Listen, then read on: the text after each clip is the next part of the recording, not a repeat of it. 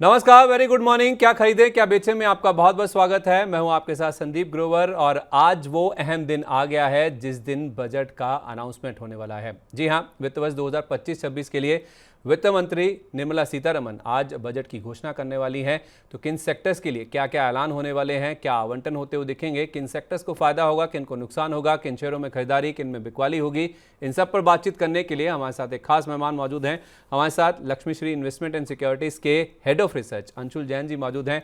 So very good morning, welcome to money 9। आज वो D day आखिर आ ही गया है जिस दिन बजट की घोषणा होने वाली, जिसका हम बेसब्री से इंतजार कर रहे हैं। नमस्कार संदीप जी। नमस्कार आपके सभी दर्शकों को, धन्यवाद बुलाने के लिए। और देखिए, बजट तो आ गया है और बजट का वेलकम बढ़ते हुए इंडिया विक्स से हुआ है। कल के सेशन में इंडिया 20% ऊपर है, तो थोड़ा सा सावधानी के साथ आज का दिन देखना चाहिए हमको। बिल्कुल सावधानी के साथ देखना चाहिए और वो सावधानी हमने बाजार में भी देखी है। जरा जल्दी से आपको दिखाते हैं कि कल का सेशन किस तरह का था, यानी कि सोमवार के दिन बाजार में किस तरह का एक्शन देखने को मिला। बजट से पहले हमने देखा लगातार बाजार में दूसरे दिन कमजोरी के साथ, नरमी के साथ ही कारोबार की जो क्लोजिंग है वो इनफैक्ट देखने को मिली। तो 2 दिन से बाजार हल्का हो रहा है। निफ्टी भले ही 21 अंक की गिरा, सेंसेक्स में 102 अंकों के आसपास की गिरावट आई, लेकिन 2 दिन से बाजार लगातार नरमी के साथ ही क्लोज हो रहा है। बैंक निफ्टी में जरूर हमने देखा कि 15 अंकों के आसपास की मजबूती के साथ जो क्लोजिंग है, हरे निशान के साथ बैंक निफ्टी में क्लोजिंग होती हुई दिखी है। निफ्टी की जहां तक बात है तो इंटरडे में हमने देखा था 24,600 के आसपास के जो हाईज हैं वो बने थे। वहां से अगर आप देखेंगे तो निफ्टी 86 अंक गिरकर बंद हुआ। अच्छी बात यह है कि 24,500 का जो लेवल है वो निफ्टी ने एक बार फिर से बचा लिया है, उसके नीचे क्लोजिंग नहीं हुई है, तो ये एक राहत की बात जरूर है। सेंसेक्स की बात करें तो इंटरडे में 80,800 ये इंटरडे हाई था, वहां से 300 अंक निकल चुके थे। जब सेंसेक्स में हमने क्लोजिंग आती हुई दिखी तो 80,500 के आसपास की जो क्लोजिंग है वो सेंसेक्स में बनती हुई दिखी है। इसके अलावा अगर आप देखेंगे तो बैंक निफ्टी में जरूर हरे निशान के साथ क्लोजिंग हुई। जो इंटरडे लो बना था 51,874 का, वहां से 400 अंकों से ज्यादा की रिकवरी लेकर बैंक निफ्टी में क्लोजिंग होती हुई दिखी। एचडीएफसी बैंक इसका स्टार परफॉर्मर था या ज्यादा बड़ा कंट्रीब्यूटर था। लेकिन सेक्टर्स की बात करें तो पीएसयू एक ऐसा तबका है जो कि बजट से पहले फिर से एक बार लाइमलाइट में आया। कैपिटल गुड्स शेयरों में खरीदारी होती हुई दिखी, 2 दिन से पिट रहे थे, शॉर्ट कवरिंग भी आप कह सकते हैं। मेटल और ऑटो शेयर ये भी खरीदारी के साथ ही क्लोजिंग करने में सोमवार के सेशन में कामयाब रहे। इसके अलावा रियल्टी और आईटी दूसरे दिन लगातार इन दोनों सेक्टर्स की पिटाई होती हुई दिखी। एनर्जी, बैंकिंग और एफएमसीजी ये कुछ ऐसे स्टॉक्स हैं जिनमें थोड़ी सी मुनाफा वसूली हमने बजट का जो अनाउंसमेंट है, बजट का जो अहम दिन है आज, उससे पहले सोमवार के सेशन में होती हुई देखी है। इसके अलावा अगर आप देखेंगे कुछ स्टॉक्स जहां पे बहुत ज़्यादा एक्शन था, उसमें विप्रो, कोटक बैंक और आरआईएल आईटीसी ये निफ्टी के टॉप लूजर्स थे। इनफैक्ट विप्रो, कोटक बैंक और आरआईएल ये तो अपने नंबर्स पे रिएक्ट करे थे और तीनों स्टॉक्स गिरकर बंद हुए हैं, कमजोरी के साथ बंद हुए। नतीजों के बाद जिन शेयरों में एक्शन था, खरीदारी थी, उसमें ग्रासिम, एनटीपीसी, अल्ट्राटेक और एचडीएफसी बैंक, जैसे मैंने हाईलाइट किया भी, ये भी नंबर्स पे रिएक्ट कर रहा था और 2% के आसपास की मजबूती लेकर ये स्टॉक बंद हुआ, जिसने निफ्टी बैंक को सबसे ज़्यादा सहारा कल के सेशन में दिया भी है। अगर आप एडवांस डिक्लाइन की बात करें तो 1400 शेयर ऐसे थे जो कि चढ़कर बंद हुए, बनस्पत 1100 शेयरों के जिनमें गिरावट देखने को मिली। तो एडवांस डिक्लाइन भी अब हम देखें, मार्केट भले गिरकर बंद हुआ लेकिन वो ज़्यादातर जो चढ़ने वाले शेयर हैं उन्हीं के हक में थी, क्योंकि मिड कैप स्मॉल कैप में खरीदारी का रुझान था। सोमवार को हमने देखा कि 700 अंकों की जो तेज़ी है वो मिड कैप इंडेक्स में, और गिरावट जो है वो मिड कैप इंडेक्स में देखने को मिली, और स्मॉल कैप इंडेक्स में 435 अंकों के आसपास की, माफ़ कीजिए, ये खरीदारी है जो कि मिड कैप इंडेक्स में और स्मॉल कैप इंडेक्स में देखने को मिली। क्योंकि शुक्रवार के सेशन में अगर आप देखेंगे तो 1200 अंकों के आसपास की कमजोरी के साथ दोनों इंडेक्स बंद हुए थे। लेकिन कल के सेशन में आरसीएफ, एनबीसीसी, इंडियन होटल्स और फैक्ट ये कुछ ऐसे स्टॉक्स हैं जो कि टॉप गेनर्स में शामिल थे। अगर आप छोटे मझोले शेयरों की बात करें और गिरने वाले शेयरों की बात करें तो उसमें तेजस नेटवर्क्स, फिनिक्स मिल्स और रेमंड में तो इनफैक्ट 5% के निचले सर्किट पर जाकर हमने देखा दिन की जो समाप्ति है वो होती हुई नजर आई। वायदा बाजार की ओर चले तो बिरला सॉफ्ट, डालमिया भारत दूसरे दिन कमजोर था। आईसीसी पोटेंशियल इसमें भी कमजोरी के साथ क्लोजिंग देखने को मिली। और गेनर्स की बात करें वायदा बाजार में तो उसमें आपको फर्टिलाइजर स्टॉक्स थे वो तो थे ही थे, उसके साथ साथ JK cement, Hindustan copper, PI industries ये कुछ ऐसे स्टॉक हैं जो कि मजबूती के साथ बंद होने में कामयाब रहे। लेकिन इसके साथ साथ इंडिया विक्स, जैसे अंशुल जी भी हाईलाइट कर ही रहे थे अभी, 4% से ज्यादा की बढ़त के साथ यहाँ पे क्लोजिंग देखने को मिली है। अमूमन हम देखते हैं सर, जब भी कोई बड़ा इवेंट होता है, जैसे आज बजट है ही, तो बाजार में जो नर्वसनेस है या तो फिर जो वॉलिटिलिटी है वो काफ़ी ज़्यादा बढ़ जाती है, और उसी का रिफ्लेक्शन हम इंडिया विक्स जो इंडेक्स है उसमें देखते भी हैं, जिसमें कल हमने 4% से ज़्यादा की मजबूती के साथ जो क्लोजिंग है वो बनती हुई दिखी है। तो अब बजट का दिन है, डी डे आ गया है, फाइनली वो दिन है जिसमें हम देखते हैं कि अनाउंसमेंट्स आती है तो बाजार में ऊपर की और नीचे की और दोनों तरफ बहुत वाइल्ड स्विंग्स देखने को मिलते भी हैं। तो इंडिया विक्स में जो 4% की मजबूती आई, उसके बाद अब आज के दिन में, बजट के दिन बाजार में कैसे रणनीति बनानी चाहिए? क्या इंडेक्स में ट्रेड करना चाहिए? कोई आप कॉल पुट सुझाएंगे जिसमें खरीदारी या बिकवाली कर सकते हैं? देखिए संदीप जी, आपके सवाल में ही आपका जवाब है कि जब भी कोई बड़ा इवेंट आता है तो वोलेटिलिटी काफी तेजी से बढ़ जाती है और ये इंडिया विक्स में हमको दिखता है। लेकिन अगर पिछले 2 दिन से देखूं तो इंडिया विक्स में 7-8% से ज्यादा की बढ़त नहीं आई है, जबकि इलेक्शन का जब रिजल्ट आना था उसके पहले इंडिया विक्स में 20, 30, 40% तक की अपसाइड आ चुकी थी। एक समय ऐसा था जब हम 55% तक अपसाइड दिखा चुके थे। तो बजट के पहले केवल 7-8% इंडेक्स का बढ़ना ये अपने आप में शो कर रहा है कि बजट शायद एक नॉन इवेंट की तरह निकल जाए, और जितनी हम एक्सपेक्टेशन रख रहे हैं कि बहुत बड़ी वोलेटिलिटी आएगी उतनी वोलेटिलिटी शायद ना आए। बट बाजार में ऊपर जाने के लिए ट्रिगर सब बहुत कम बचे हैं। एक्सपेक्टेशन में पीएसयू स्टॉक सारे रैली कर चुके हैं, बहुत सारे स्टॉक्स ऐसे हैं जो बजट के एक्सपेक्टेशन में, रियलिटी हो गया, पीएसयू हो गया, इस टाइप के स्टॉक सब रैली कर चुके हैं। अगर बजट में एक्सपेक्टेशन के हिसाब से भी डिलीवर करते हैं, जिसमें 99% of the time government fail होती है, तो अगर वो भी होता है फ्रेश बाइंग के लिए जगह नहीं बनती है, प्रॉफिट बुकिंग के लिए जगह बनती है, और डिसअपॉइंटमेंट आता है तो तेजी से पिटाई होती है। तो मैं यहाँ पे बहुत लिमिटेड अपसाइड देख रहा हूँ, बट मैं ऐसे डाउन साइड ओपन अप होते हुए नहीं दिख रहा हूँ कि एकदम तबाही आ जाएगी या कुछ हो जाएगा। बाजार में हल्का फुल्का करेक्शन जो 200-400 पॉइंट का निफ्टी पे आना होगा वो आ जाएगा। उसके बाद बजट इंडेक्स स्टेबलाइज हो जाएगा और हम वापस से ऊपर चलना स्टार्ट कर देंगे, क्योंकि ब्रॉड ट्रेंड ऊपर का है। और जून का जो फिगर आया था 40,000 करोड़ का, जो म्यूचुअल फंड ने एफआईआई में पंपिंग किया है, मैं एक्सपेक्ट कर रहा हूँ कि वो ट्रेंड कंटिन्यू रहेगा और मार्केट में एक सस्टेन्ड तेजी रहेगी। तो यहाँ से मैं बहुत बेरिश नहीं हूँ। ओके, तो करना क्या है फिर सर? स्ट्रैटेजी क्या होनी चाहिए? अनाउंसमेंट आने दें, स्पीच खत्म हो जाए, उसके बाद कोई ट्रेड इनिशिएट करें? जो पहले का 2-3 घंटे का समय है उसमें केवल वेट एंड वॉच करें? देखिए मैं बिल्कुल आपकी इस चीज से सहमत हूँ। सर सलामत तो पगड़ी आजाद। आप पहले बजट के स्पीच को जाने दीजिए, अगर उसमें जो भी होना है उस स्पीच के दौरान ही हो जाएगा। स्पीच खत्म होने के बाद मोस्ट लाइकली मार्केट अपनी डायरेक्शन पकड़ लेगा, एक स्टेबिलिटी की तरफ आ जाएगा। उसके बाद जिस स्टॉक्स में अल्फा जनरेट होता हुआ या रिलेटिव स्ट्रेंथ दिखती है, वहां पे अगर बाइंग करेंगे तो अगले 3-4 दिन में अच्छे रिटर्न मिलते हुए दिखेंगे। एक्सपेक्टेशन मेरी ये है कि फर्टिलाइजर सेक्टर में आपको अल्फा जनरेट करते हुए दिखेगा मार्केट। यहाँ पे 15-20% की अपसाइड आती हुई दिखेगी। कुछ हद तक एफएमसीजी स्टॉक्स अच्छे लग रहे हैं, लेकिन उसमें आईटीसी में आज थोड़ा सा फेलियर था, इसलिए एफएमसीजी पे मुझे डाउट हो रहा है। बट फर्टिलाइजर आउटराइट सारे तेज रहे हैं, तो मैं ये मान के चल रहा हूँ कि फर्टिलाइजर स्टॉक्स तेज रहेंगे। ठीक है, तो फर्टिलाइजर में हो सकता है कि आउटराइट तेजी देखने को मिल सकती है, वहाँ पे हो सकता है अल्फा जनरेट होता हो। देखिए अल्फा मतलब बाजार के बनस्पत ज़्यादा रिटर्न देखने को मिल सकते हैं। तो आपने सर पीएसयू शेयरों को भी हाईलाइट किया। पीएसयू शेयर हमने देखा था शुक्रवार को जो बाजार में गिरावट आई थी उसमें बड़ी एक डिप जो है इन शेयरों में देखने को मिली थी। इनफैक्ट 2-3 दिन से हम देख रहे थे कि जितने भी शेयर हैं जो ज़्यादा चले हैं, चाहे वो इरडा हो, एचएएल हो, कोचिन शिपयार्ड हो, गार्डन रीच हो, बीएचईएल हो, आरईसी हो, इनमें हमने काफ़ी बड़ी प्रॉफिट बुकिंग आती हुई देखी। लेकिन सोमवार के सेशन में बजट से ठीक एक दिन पहले इनमें रिकवरी देखने को मिली। एचएएल देख लीजिए, बीएचईएल देख लीजिए, NBCC, Cochin shipyard, Mazagaon dock हुआ, आईटीआई हुआ, इन सब में हमने देखा खरीदारी के साथ ही कारोबार की जो क्लोजिंग है वो देखने को मिली। तो अब बजट से पहले जो एक रिकवरी हुई है पीएसयू शेयरों में, क्या ये मुनाफा वसूली का मौका है सर, या फिर फ्रेश बाइंग भी की जा सकती है? देखिए सारी चीजों को एक ही उसमें तोलना ठीक नहीं रहेगा। डिफेंसिव में काफी बाइंग रही है पीछे, और एचएएल ने जिस हिसाब से ब्रेकआउट फेल किया है पिछले 3 सेशंस में, मुझे डिफेंस काउंटर्स में थोड़ी सी सेलिंग आती हुई दिख रही है। पोस्ट बजट स्पीड 11, साढ़े 11, 12 बजे तक मैं देखूंगा, अगर इनमें सेलिंग इंटेंसिफाई होती हुई दिखेगी तो मैं शायद अपने क्लाइंट्स को फ्रेश शॉर्ट्स भी इनिशिएट करने का सजेशन दे दूं, जो फ्यूचर एंड ऑप्शंस में है। लेकिन डिफेंस एक ऐसा स्पेस है जहां पे मेरे को प्रॉफिट बुकिंग आती हुई दिख रही है। रेलवे काउंटर्स में बहुत शार्प रनअप रहा है, सेकेंड लेग ऑफ रनअप भी काफी शार्प रहा है, तो वहां भी मेरे को बुकिंग आती हुई दिख रही है। बाकी सारे स्टॉक्स में मैं एज सच, जैसे फर्टिलाइजर हो गए उसमें मैक्सिमम पीएसयू स्टॉक्स हैं, वहां पे मुझे तेजी दिख रही है। तो मैं सबको एक तराजू में नहीं तोलूंगा, लेकिन रेलवे और डिफेंस, इन दो में मेरे को बहुत लिमिटेड अपसाइड दिख रही है और 20 से 30% डाउन साइड ओपन अप होता हुआ दिख रहा है। तो इन दो सेक्टर्स में आउटराइट प्रॉफिट बुकिंग की सलाह रहेगी मेरी तरफ से। ओके, तो आप कह रहे हैं कि लिमिटेड अपसाइड है जहाँ तक PSU, रेलवे और डिफेंस शेयरों की बात है, लिमिटेड अपसाइड है लेकिन 20 से 30% तक का करेक्शन आ सकता है।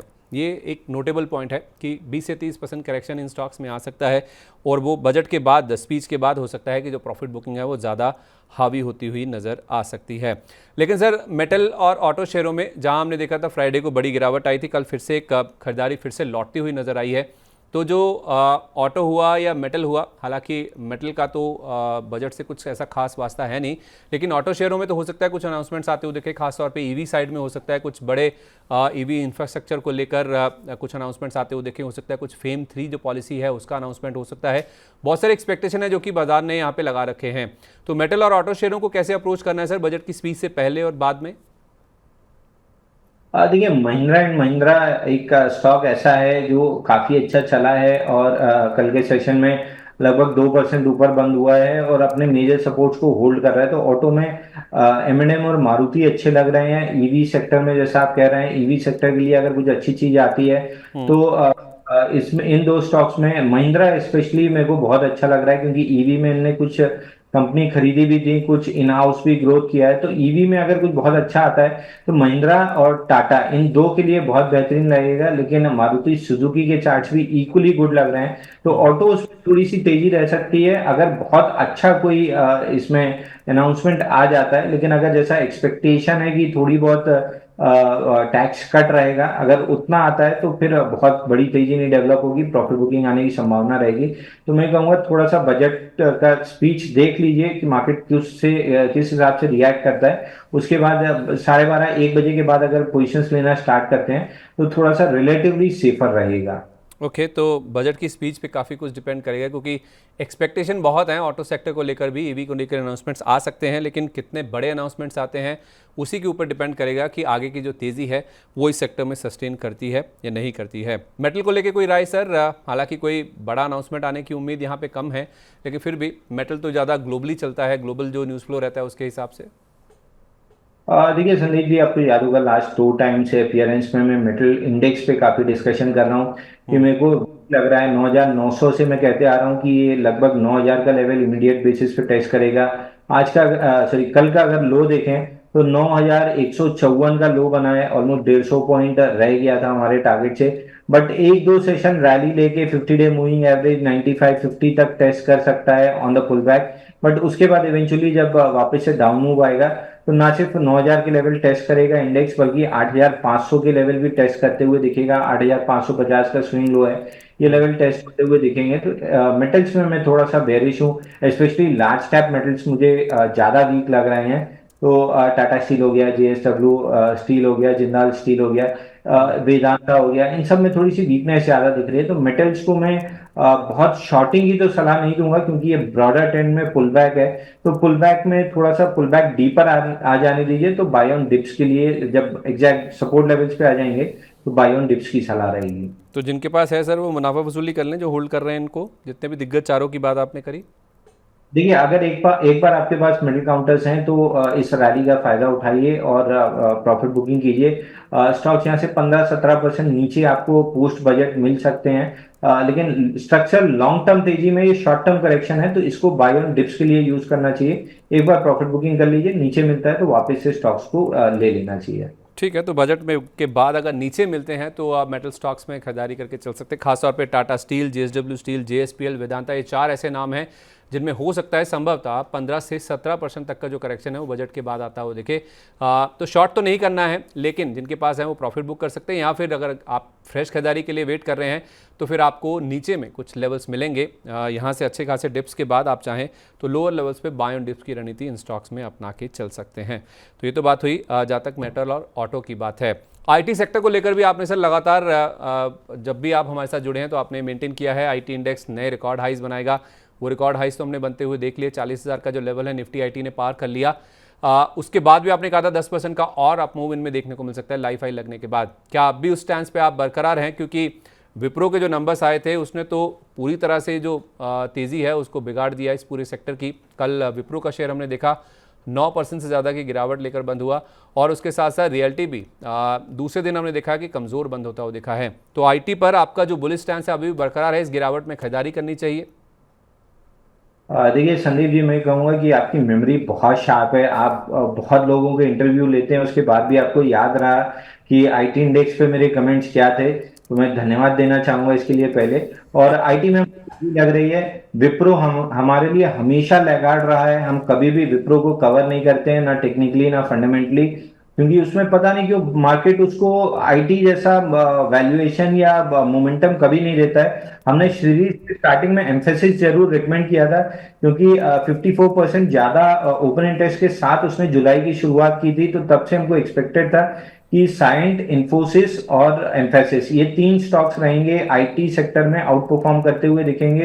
एम्फेसिस 2440 से 2920 रुपए आ गया, ऑलमोस्ट 20% बढ़ गया।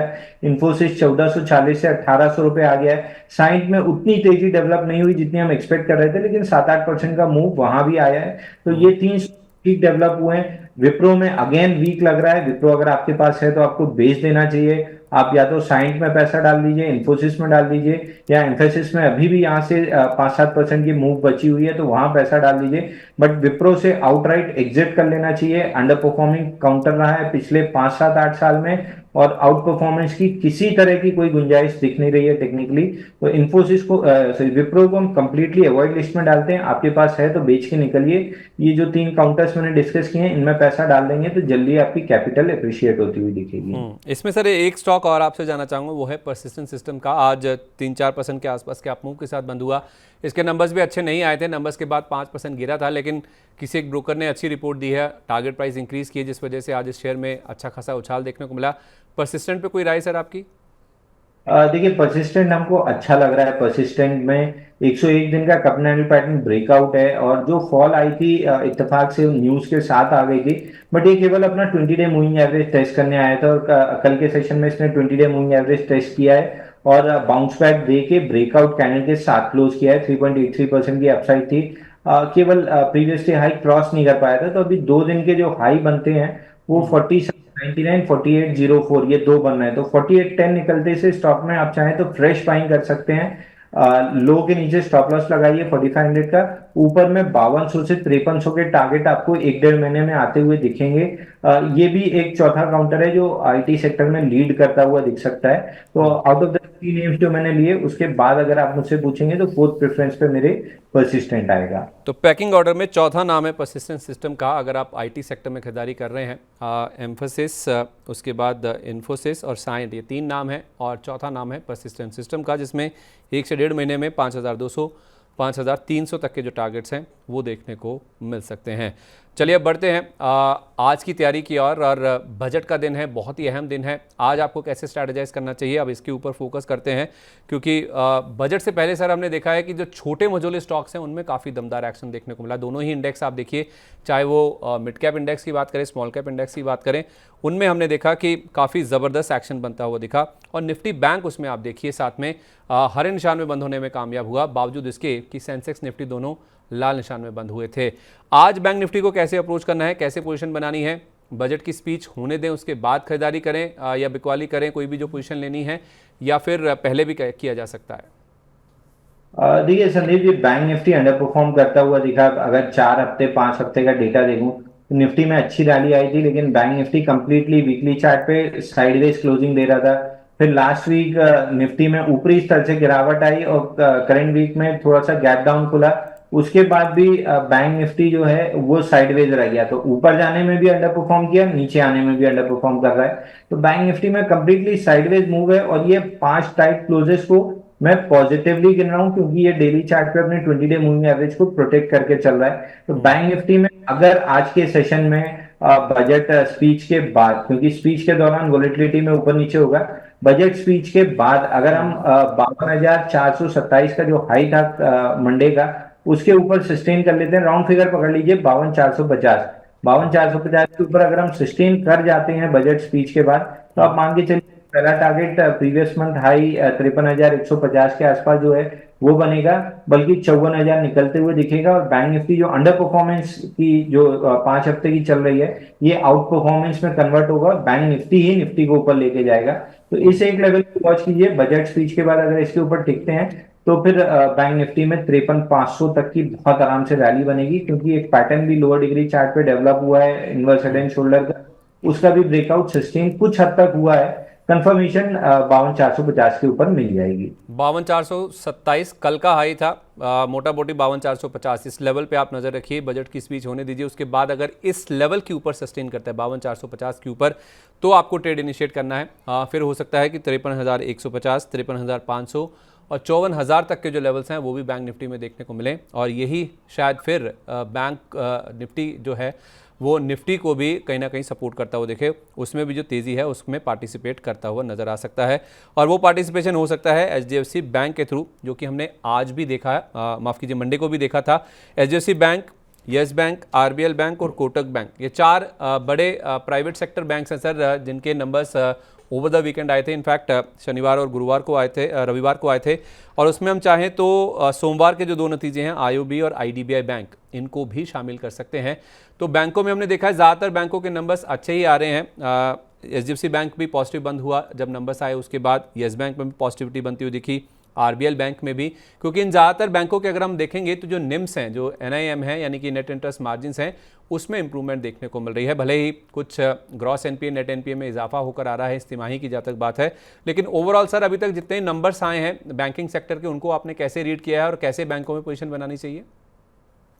देखिए संदीप जी, हम लगभग बैंकों के नंबर्स को पॉजिटिवली या पॉजिटिव फ्रंट पे रीड कर रहे हैं। कुछ के रिजल्ट ऊपर नीचे हुए हैं, लेकिन बैलेंस शीट क्लीनिंग जिसको हम कहते हैं वो बहुत तरीके से और सफाई से हो रही है। तो जब ये सारी चीजें एकदम क्लीन हो जाएंगी तो बैंकों में जो तेजी डेवलप होनी है वो कंटिन्यूअसली डेवलप होती रहेगी। तो बैंक निफ्टी में भी हम तेज हैं, सरकारी बैंकों में भी हमें तेजी दिख रही है, प्राइवेट सेक्टर बैंक में हमें ज्यादा तेजी दिख रही है। एचडीएफसी बैंक मैं काफी समय से बॉक्स लो के आसपास 1440 से रिकमेंड कर रहा हूँ। 1750 का पहला टारगेट था, बॉक्स हाई के राउंड वो हो चुका है, उसके बाद पुल बैक आया है। पुल बैक भी कल के सेशन में ऐसा लग रहा है कंप्लीट होकर फ्रेश ब्रेकआउट मिला है, तो 1750 का पहला टारगेट रहेगा, और जब बॉक्स ब्रेकआउट सस्टेन करेगा तो 2000 रुपए तक जाता हुआ दिखेगा। मुझे बहुत अच्छे से याद है, आपके प्लेटफॉर्म पे ही बॉक्स लो के आसपास काफी हमने डिस्कस किया था कि लॉन्ग टर्म इन्वेस्टर के पोर्टफोलियो में होना चाहिए। मुझे स्टॉक 2000 जाता हुआ दिख रहा है। ट्रेडिंग प्रोस्पेक्टिव से ले रहे हैं तो 1650, इन्वेस्टिंग प्रोस्पेक्टिव से ले रहे हैं तो 2000 2050 तक के टारगेट आराम से मिलने चाहिए। सर आप ये जो बॉक्स लो और बॉक्स हाई की बात कर रहे हैं, हमारे दर्शक इसे आसानी से समझ सके, एक बार ज़रा इसका मतलब समझा देंगे, क्या ये 52 वीक हाई लो की बात कर रहे हैं आप? देखिए कोई भी जब हम चार्ट एनालाइज करते हैं तो चार्ट में पैटर्न्स होते हैं जिनको हम flag pattern, inverse head and shoulder और इस टाइप के पैटर्न बोलते हैं। तो एक बॉक्स पैटर्न होता है जहां रेक्टेंगल के अंदर प्राइजेस ट्रेड करती हैं, ऊपर एक बाउंड्री बन जाती है, नीचे एक बाउंड्री बन जाती है, और उसी के बीच में स्टॉक ट्रेड करता है। तो 1440 के पास जब एचडीएफसी बैंक था तो बॉक्स के लो यानी रेंज के बॉटम के आसपास चल रहा था। वहां से रेंज का हाई जो था 1740 1750 वहां तक आया, और वहां से वापस करेक्शन दिया है। तो अब जब बॉक्स का ब्रेकआउट देगा, उस रेंज का ब्रेकआउट देगा, तो उस रेंज के बराबर ही ऊपर टारगेट मिलते हैं। तो 2000 2050 तक का टारगेट आ रहा है। कोई पीएसयू नाम जो आप रेकमेंड करना चाहेंगे सर बैंकिंग स्पेस से? देखिए पीएसयू अगर बैंकिंग देखें तो आईओबी और कैन बैंक, ये दो हमको काफी अच्छे लगते हैं। आउट ऑफ द टू अगर आप मुझसे एक ही सेलेक्ट करने बोलेंगे तो मैं any day can bank select करूंगा, क्योंकि उनकी बैलेंस शीट ज्यादा क्लीन है compare to IOB. But IOB में अगर देखें तो 522 हफ्ते का राउंडिंग पैटर्न है, जिसका ऑलमोस्ट अंदर जो ब्रेकआउट है 76 रुपए के ऊपर ये स्टॉक निकलेगा तो लगभग डबल होता हुआ दिखेगा, क्योंकि 522 हफ्ते ऑलमोस्ट 120 महीना हो गया, यानी 10 साल का पैटर्न है। तो अगर ब्रेकआउट आता है तो ऑलमोस्ट स्टॉक डबल होते हुए दिखता है। लेकिन अगर एक ही स्टॉक आप मुझसे कहेंगे तो मैं कैन बैंक सेलेक्ट करूंगा। और डिस्क्लोजर मेरी फैमिली पोर्टफोलियो में भी कैन बैंक लॉन्ग है। इस स्टॉक में भी मुझे 170 175 तक की रैली आती हुई दिख रही है, बट मोमेंटम 122-23 के ऊपर स्टार्ट होगा। तो जिनके पास है वो होल्ड कर सकते हैं, जिनके पास नहीं है और मोमेंटम प्ले करना है तो 120 122 का लेवल निकलने दीजिए, उसके बाद लॉन्ग कीजिए तो आपको फटाफट 170 175 मिलेगा। तो 120 के ऊपर आप कैनरा बैंक को खरीद सकते हैं, 170 175 तक के टारगेट्स आ सकते हैं। और दूसरा नाम पीएसयू स्पेस में अगर आप जाना चाहें तो आईओबी का होगा। 76 रुपये का लेवल पार होते ही इसमें हो सकता है कि स्टॉक बहुत जल्द फिर वहाँ से डबल भी होता हो देखे, ऐसा हमें जैन साहब बता रहे हैं। इसके अलावा सर अगर हम देखें नतीजों की बात करें, विप्रो तो चलो हमने आईटी में कवर कर लिया, क्योंकि विप्रो सबसे बड़ा हाईलाइट था कल के सेशन की। जहाँ तक बात है 9% किसी एक शेयर का एक दिन में गिरना, वो भी विप्रो जैसे दिग्गज हैवीवेट का, बड़ी बात है। लेकिन उसके साथ साथ रिलायंस इंडस्ट्रीज, इसके भी नंबर्स आए थे और नंबर्स के बाद 3% से ज़्यादा की गिरावट स्टॉक में देखने को मिली। नंबर्स ने मोरलेस निराश ही किया है। Indian hotels, Oberoi realty, Dodla dairy, poly medicure, Solara active, कई सारे स्टॉक्स हैं जिनके नंबर्स के ऊपर कल हमने मार्केट में रिएक्शन आता हुआ दिखा। नतीजों के दम पर कोई स्टॉक जो आपके रडार पर आया हो सर? देखिए, जितनी डेयरी रिलेटेड कंपनीज हैं इनके रिजल्ट ठीक ठाक आए हैं, और रिजल्ट से ज्यादा इनके आउटलुक बहुत पॉजिटिव लग रहे हैं। डोडला डेयरी हो गया, ये हमने अपने क्लाइंट्स को रिकमेंड किया था। यहाँ भी हमको लग रहा है कि बाय ऑन डिप्स ही करके चलना चाहिए।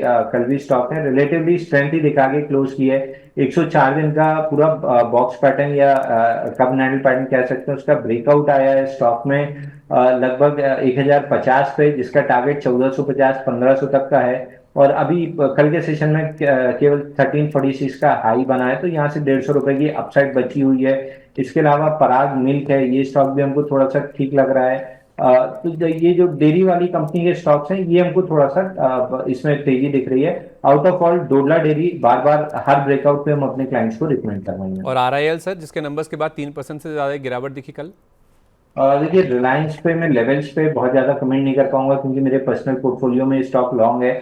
बट बड़े फ्लैग पैटर्न से ब्रेकआउट आया था, ये केवल नीचे उस फ्लैग पैटर्न को रीटेस्ट करने आ रहा है, ऐसा मेरा मानना है। इवेंचुअली इसमें डेवलप होती हुई दिखेगी, बट लेवल्स सपोर्ट टारगेट में डिस्कस नहीं कर पाऊंगा क्योंकि ये मेरे पर्सनल पोर्टफोलियो में है।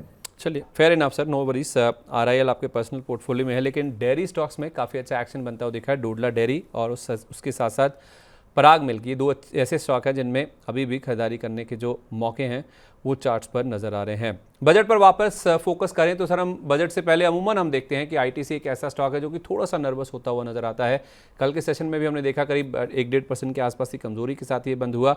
हालांकि ऐसी कोई बाजार में कोई ऐसा डर या कोई अफवाह ऐसी नहीं है कि कोई टैक्स रिलेटेड या फिर कोई ड्यूटी बढ़ाई जाएगी, लेकिन फिर भी आईटीसी में थोड़ी सी नरमी देखने को मिली। हालांकि इसके जो बाकी दोनों पीयर्स हैं, चाहे आप गॉडफ्रे फिलिप्स की बात करें या वीएसटी इंडस्ट्रीज़ की बात करें, इन दोनों में हमने हरे निशान के साथ ही क्लोजिंग बनती हुई दिखी है। तो आईटीसी या फिर ये जो पूरा टोबैको स्पेस है या सिगरेट वाली जो कंपनियां हैं, इनमें कोई रणनीति जो आप सुझाना चाहेंगे सर? देखिए, आईटीसी को टोबैको के साथ आप एफएमसीजी में भी जोड़ सकते हैं। 53 दिन का पूरा वीकली चार्ट पे एक rounding bottom kind of pattern बना है जिसका ब्रेकआउट आया था, लेकिन कल के सेशन में जो कैंडल फॉर्म हुई है, ब्रेकआउट के बाद ऐसी कैंडल फॉर्म नहीं होनी चाहिए थी, नेगेटिव कैंडल है, तो ये एक बार पहले शेकआउट करने जाएगा वीक लॉन्ग्स को 440 460 की जोन में। 440 के राउंड स्टेबल होता है, बेस बनाता है, तो वापस से बाइंग करना चाहिए क्योंकि ओवरऑल जो स्ट्रक्चर लग रहा है वो ये शेकआउट हो सकता है कि वीक लॉन्ग को शेकआउट करे और उसके बाद ब्रेकआउट दे। तो ओवरऑल ये स्टॉक मुझे बाय ऑन डिप्स लग रहा है 440 के अराउंड, ऊपर में 700 तक के टारगेट मिल सकते हैं। लेकिन एफएमसीजी में इससे बड़ा और इससे बेहतर जो पैटर्न बन रहा है वो हिंदुस्तान यूनिलीवर में बन रहा है। वहां पे 150 151 हफ्ते का पूरा एक बॉक्स काइंड ऑफ या कप नैंडल पैटर्न कह सकते हैं, जिसका ब्रेक आया है और सस्टेन भी हो रहा है 2678 के ऊपर। तो डिप्स पे 2678 मिल जाता है तो लॉन्ग करना चाहिए। एचयूएल में पहले 4000 रुपए पहुंचता हुआ दिख रहा है कंपेयर टू आईटीसी 700। तो 4000 के टारगेट आप कह रहे हैं एचयूएल में, कब तक आ जाएंगे सर? क्या व्यू है, क्या ड्यूरेशन लेके चलना होगा? देखिए, 150 हफ्ते का बेस ब्रेकआउट है तो कम से कम 15 से 18 हफ्ता स्टॉक को देना चाहिए।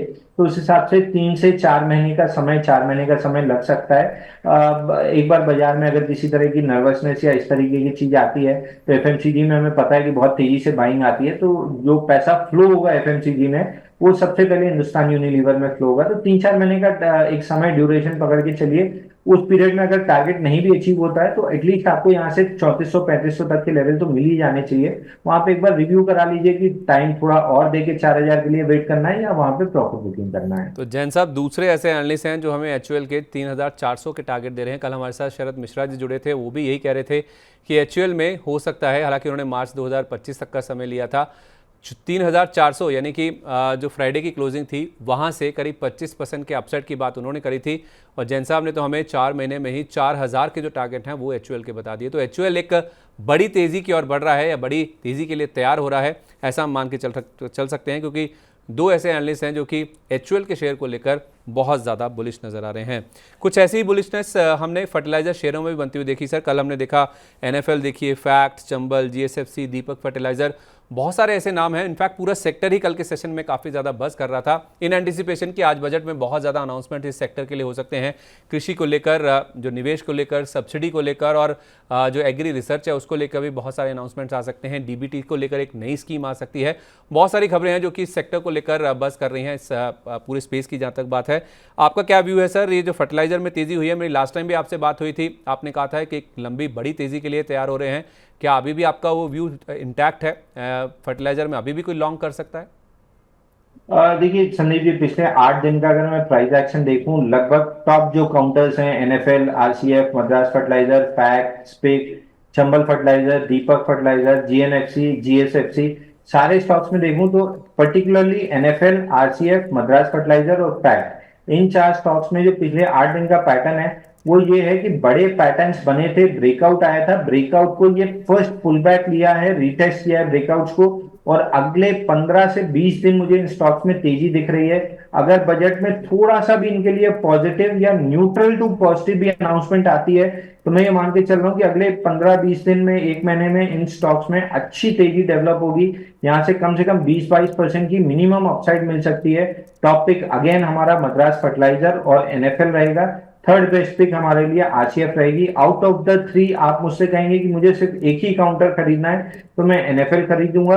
आप कहेंगे कि एक से ज्यादा दूसरा भी खरीद सकता हूं तो फिर मैं मद्रास फर्टिलाइजर लूंगा, और तीसरा अगर काउंटर बोलेंगे तो आरसीएफ लूंगा। ये 3 मुझे टॉप पिक और बहुत बेहतरीन स्ट्रक्चर दिख रहा है कि 20% की अपसाइड आराम से आ सकती है, सब्जेक्ट टू कल कुछ ऐसा खराब न्यूज या कोई खराब अनाउंसमेंट बजट में ना आ जाए कि ब्रेकआउट फेल हो जाए। नहीं तो अगर ये ब्रेकआउट सस्टेन होते हैं तो तीनों स्टॉक में 20 से 30% की अपसाइड आती हुई दिख रही है। 20 से 30% तक की अपसाइड फर्टिलाइजर शेयरों में आ सकती है। कल भी हमने देखा था बजट से पहले एक बड़ा यहाँ पे मूव इस पूरे स्पेस में देखने को मिला था, क्योंकि बड़े अनाउंसमेंट आ सकते हैं। रूरल इकोनॉमी के ऊपर सरकार का फोकस हो सकता है और रूरल इकोनॉमी को पुश देने के लिए सरकार की ओर से जो अनाउंसमेंट आएंगे वो फर्टिलाइजर शेयरों के लिए काफ़ी पॉजिटिव हो सकते हैं। इसी एंटीसिपेशन में हमने कल भी काफ़ी अच्छा मूव देखा था और ये मूव जो है वो अगले 15-20 दिन या 1 महीने तक भी जारी रह सकता है।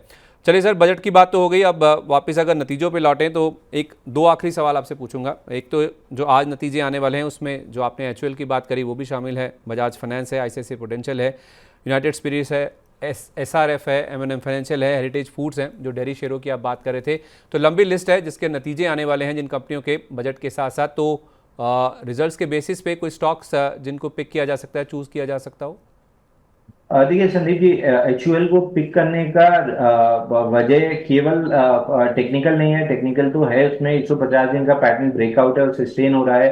यहाँ आईटीसी में फेल होने लग रहा है, वहां पे एचयूएल पे अभी भी सस्टेन हो रहा है। दूसरी वजह यह है कि एचयूएल की मैं एनुअल रिपोर्ट्स जो रिजल्ट्स के साथ आती है, आखिरी जो मैंने रिपोर्ट पढ़ी थी, वो ये मान के चल रहे हैं कि डबल डिजिट में ग्रोथ इनको मिल सकती है। और एचयूएल जैसी इतनी बड़ी कंपनी, इसका इतना बड़ा कारोबार है, अगर वो ये कह रहा है कि डबल डिजिट में हमारी ग्रोथ आएगी सेल्स और ईपीएस की, तो मैं ये मान के चल रहा हूँ कि जो फिर छोटे मंझोले काउंटर हैं यहाँ तो 20-30% की सेल्स और ईपीएस में ग्रोथ आनी चाहिए। क्योंकि अगर एचयूएल डबल डिजिट में ग्रो करेगा, 10-12-13% की जो वो गाइडलाइन बता रहे हैं या उनके उस रिपोर्ट से जो निकल के आ रहा है, तो उस लिहाज से मैं एचयूएल पे काफी बुलिश हूँ। ये बहुत अच्छा लग रहा है। इसके बाद दूसरा स्टॉक है हेरिटेज फूड।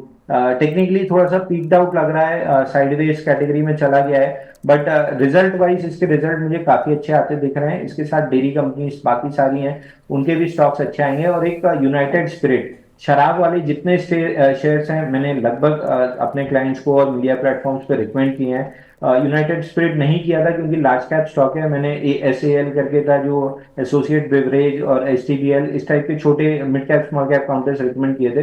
बट इन सारे जो लिकर स्पेस है इनके रिजल्ट बहुत अच्छे आने चाहिए। तो यूनाइटेड स्पिरिट, एचयूएल, ये 2 और हेरिटेज फूड, ये 3 स्टॉक्स कल की लिस्ट में हैं जहां पे अच्छा ट्रैक्शन मिल सकता है। आप तो पार्टी के मूड में नजर आ रहे हैं सर। ऐसा लग रहा है बजट बहुत शानदार रहने वाला है। हेरिटेज फूड्स, डेयरी स्टॉक्स की जहाँ तक बात है, पार्टी करने के लिए ये भी काम आ सकते हैं। और उसके साथ साथ लिकर स्पेस के जो काउंटर्स हैं उस पर भी आप बुलिश हैं। यूनाइटेड स्पिरिट्स, इसके नंबर्स आने हैं, इसको नंबर्स को लेकर आप बहुत बुलिश हैं। तो यूनाइटेड स्पिरिट्स, एचयूएल और हेरिटेज फूड्स, नंबर्स के लिहाज से इन शेयरों में भी खरीदारी की जा सकती है। अब आखिरी सवाल सर, आज बजट का दिन है, वैसे तो वॉलेटिलिटी काफ़ी ज़्यादा हाई रहती है आज के दिन में, फिर भी अगर किसी को इम्पल्सिव ट्रेड लेना ही है या फिर खरीदारी करनी है, कोई एक्शन बनाना ही है या पोजीशन खड़ी करनी है, कौन से ऐसे स्टॉक्स हैं जिसमें आज, या फिर हम मान लेते हैं कि अब जो 3 दिन और बचे हैं बजट के बाद, वहाँ पे अगर पोजीशन खड़ी करनी है वीकली बेसिस पे, किन स्टॉक्स में आप राय देंगे सर? देखिए संदीप जी, जब भी मैं पब्लिक स्पीकिंग करता हूं तो अपनी पीपीटी में एक आखिरी स्लाइड जरूर रखता हूं, जिसमें ये लिखा होता है, सर सलामत तो पगड़ी हजार। उसका मतलब ये है कि शेयर बाजार की कैपिटल सलामत है और आप जिंदा हैं तो आप रोज पैसा कमा सकते हैं। तो इवेंट के पहले अपनी कैपिटल प्रोटेक्ट करना आपका अटमोस्ट इम्पॉर्टेंट लक्ष्य होना चाहिए कि मैं कैपिटल प्रोटेक्ट कर लूं, क्योंकि ये इवेंट है, इवेंट तो आज आया है कल निकल जाएगा, लेकिन अगर कैपिटल रही तो बाजार में हम रोज जिंदा रहेंगे, रोज कमाने के मौके मिलेंगे। पिछले 3 दिन से अगर आप देखें तो मैंने अपने क्लाइंट्स को ऑलमोस्ट 1 या 2 डिलीवरी कॉल इनिशिएट करके दिया है। उसके पहले 11 दिन में मैंने 88 डिलीवरी कॉल्स दिए थे, यानी जब माहौल अच्छा था मैं 8-10 कॉल दे रहा था कि आप खूब कमाइए पैसा। लेकिन पिछले 3 दिन से जब ये वॉलेटिलिटी राइज हुई है और इवेंट के एकदम पास खड़े हैं, 1 से 2 कॉल, 2 या 3 कॉल से ज्यादा मुझे नहीं याद है कि मैंने अपने क्लाइंट्स को दिए, क्योंकि कैपिटल अगर प्रोटेक्ट रह गई तो बजट के बाद हम बहुत पैसा कमाएंगे, क्योंकि बाजार में बहुत तेजी है। जून में 40,000 करोड़ का एमएफ ने इन्फ्लो दिया था इक्विटी मार्केट्स में। जुलाई में भी मैं एक्सपेक्ट कर रहा हूँ कि उसी के आसपास का इन्फ्लो आएगा, और ये इन्फ्लो महीने दर महीने या तो यहीं पे रहेगा या इससे ज्यादा रहेगा। तो बाजार में 5, 7, 10 साल की तेजी है। आरबीआई गवर्नर चिंतित हैं कि एफडी में पैसा नहीं आ रहा है, तो ये हमारे लिए खुशी की बात होनी चाहिए कि वो पूरा पैसा बाजार में आ रहा है। तो एक बार के लिए बजट निकल जाने दीजिए, जिंदा रहिए, कैपिटल बचा के रखिए, पूरा साल पड़ा है पैसा कमाने के लिए। और मनी 9 पे हम आपके साथ हैं, संदीप जी आपके साथ हैं। स्टॉक्स हम रोज ही आपको कुछ ना कुछ बताते रहेंगे, पैसा कमाने का मौका रहेगा तो एक दिन को एंजॉय कीजिए फैमिली के साथ, या टीवी देखिए, पॉपकॉर्न और उसको एंजॉय कीजिए। परसों से फिर पैसा कमाएंगे हम। तो कोई स्टॉक जो आप एक दो भी स्टॉक नहीं रिकमेंड करेंगे सर आज के लिए? फर्टिलाइजर स्पेस से एक स्टॉक रिकमेंड कर दे रहा हूँ, क्योंकि ये बजट में नेगेटिव न्यूज भी आ जाती है अगर, तो थोड़ा ही सा पुल बैक लेगा लेकिन लंबी तेजी देगा, वो है एनएफएल। ये हमने अपने क्लाइंट्स को भी रिकमेंड किया है, स्टैंडर्ड डिस्क्लेमर दे दूं, और आपके क्लाइंट्स को भी रिकमेंड कर रहा हूँ। यहाँ पे हमको अच्छी तेजी डेवलप होती हुई दिख रही है, 159 के आसपास लेना चाहिए। 149 का क्लोजिंग बेसिस पे स्टॉप लॉस लगाएंगे तो बेहतर होगा। 170 का इमीडिएट टारगेट दिख रहा है। इमीडिएट से मेरा मतलब है बजट, मतलब आज के सेशन में बजट अनाउंसमेंट के दौरान या कल के सेशन में, 1-2 सेशन में टारगेट अचीव हो जाना चाहिए, क्योंकि मेरे को बहुत ज्यादा एक्सपेक्टेशन है। जब से शिवराज सिंह चौहान को ये मंत्री बनाया गया है फार्मा रिलेटेड सारी चीजों का, तब से मैं एक्सपेक्ट कर रहा हूँ कि ये सेक्टर जो है लॉन्ग टर्म तेजी की तरफ बढ़ेगा, क्योंकि उनको मुख्यमंत्री रहते हमने 15-17 साल देखा है। मैं जबलपुर एमपी से हूँ, तो मुझे ये पता है कि वो जब काम करते हैं तो ग्रास रूट लेवल से काम चालू करते हैं और 1.5-2 साल बाद उनका काम दिखना स्टार्ट होता है और बड़े स्तर से दिखता है। तो इन स्टॉक्स को आप थोड़े से लॉन्ग टर्म प्रोस्पेक्टिव से लेंगे तो शायद ये मल्टीबैगर भी साबित हो सकते हैं। ओके, तो शॉर्ट टर्म के लिए 179 का टारगेट है एनएफएल की। जहाँ तक बात है तो एग्री रिलेटेड प्ले हो सकता है कि मार्केट में अगले 1.5 से 2 साल में काफ़ी ज़्यादा धूम मचाता हुआ दिखे, और कई स्टॉक्स हैं जो कि मल्टी बैगर हो सकते हैं, उसमें एनएफएल एक नाम है, क्योंकि शिवराज सिंह चौहान जो कि कृषि मंत्रालय से जुड़े हैं, उनका जो काम है हो सकता है अगले 1.5 से 2 साल में दिखता हुआ दिखे। जैसे कि उन्होंने मध्य प्रदेश में भी बतौर मुख्यमंत्री जिस तरह से भूमिका निभाई और जो इनिशिएटिव्स लिए हैं, वैसा ही कुछ अगर एग्री सेक्टर में आया तो कई स्टॉक्स हैं जो कि उसके बेनिफिशियरी के तौर पे साबित हो सकते हैं। उसमें एनएफएल एक हो सकता है, जिसमें शॉर्ट टर्म के लिए टारगेट 179 रुपीज़ का है। बहुत बहुत धन्यवाद सर, आज सुबह आज आप हमारे साथ शामिल हुए, बजट के दिन आपने समय निकाला। जाने से पहले कोई डिस्क्लोजर्स जो आप शेयर करना चाहेंगे सर? देखिए रिलायंस के लिए मैंने ऑलरेडी लेवल्स इसलिए नहीं डिस्कस किए क्योंकि मेरे अपने पर्सनल पोर्टफोलियो में है। बाकी कोई भी ऐसे स्टॉक हैं जो हमने डिस्कस किए मेरे पर्सनल पोर्टफोलियो में नहीं है, लेकिन क्लाइंट्स के पोर्टफोलियो में जरूर होंगे, क्योंकि लगभग सारे ब्रेकआउट स्टॉक्स हमने डिस्कस किए हैं और इनमें से हमने काफी सारे स्टॉक्स में अपने क्लाइंट्स को डिलीवरी कॉल्स भी इनिशिएट करके दिए थे। तो क्लाइंट्स के पोर्टफोलियो में हो सकते हैं, बट मेरे पर्सनल पोर्टफोलियो में नहीं है। चलिए, बहुत बहुत धन्यवाद sir, thank you so much for joining us today. उम्मीद करते हैं आज का दिन आपके लिए बहुत प्रॉफिटेबल हो, भले ही वॉलेटिलिटी रहती है, लेकिन उम्मीद करते हैं आपके और आपके क्लाइंट्स के लिए दिन बहुत प्रॉफिटेबल रहे। Thank you sir. Thank you. चलिए, तो बजट का दिन है। इस दिन का काफ़ी लंबे समय से हम इंतज़ार कर रहे थे, लेकिन इस दिन आपको कैसे पोजीशन बनानी है, कैसे स्ट्रेटेजाइज करना है, किन सेक्टर्स, किन स्टॉक्स में पैसा बन सकता है, हर वो अनाउंसमेंट जिसका शेयरों के ऊपर असर होगा या आपके पर्सनल फाइनेंस या आपकी ज़िंदगी के ऊपर, आपकी जेब के ऊपर असर होगा, वो हम मनी 9 के ऊपर लगातार कवर करेंगे। आज दिन भर हमारी कवरेज बजट के ऊपर रहने वाली है, उसकी एक झलक देख लेते हैं। शेयर बाजार पर कैसा होगा बजट का असर? बजट में टैक्स छूट बढ़ेगी या इनकम पर कैंची चलेगी? बचत, बीमा और निवेश के लिए कैसा होगा इस बार का बजट? शिक्षा, स्वास्थ्य और रोजगार, किस पर होगा ज्यादा फोकस? और सबसे जरूरी बात, क्या सुस्त पड़ी खपत को रफ्तार दे पाएगा ये बजट? सवाल अनेक, जवाब एक। बजट का दिन सिर्फ मनी 9 के साथ। चलिए, तो बजट का दिन सिर्फ मनी 9 के साथ और 9:30 बजे से लगातार पूरे दिन के लिए हमारी कवरेज बजट को लेकर जारी रहेगी। तो जुड़ना मत भूलिएगा हमारे साथ। सुबह 9:30 बजे से बजट की हर एक बारीकी हम आपको समझाएंगे मनी 9 पर। तो क्या खरीदे, क्या बेचे में आज के लिए बस इतना ही। उम्मीद करते हैं आज का दिन आपके लिए प्रॉफिटेबल हो और जो बजट के अनाउंसमेंट्स हैं वो भी आपकी जेब के ऊपर, आपकी रोज़मर्रा की ज़िंदगी के ऊपर पॉजिटिव इम्पैक्ट लेकर आए। इसी उम्मीद के साथ मुझे दीजिए इजाज़त। नमस्कार।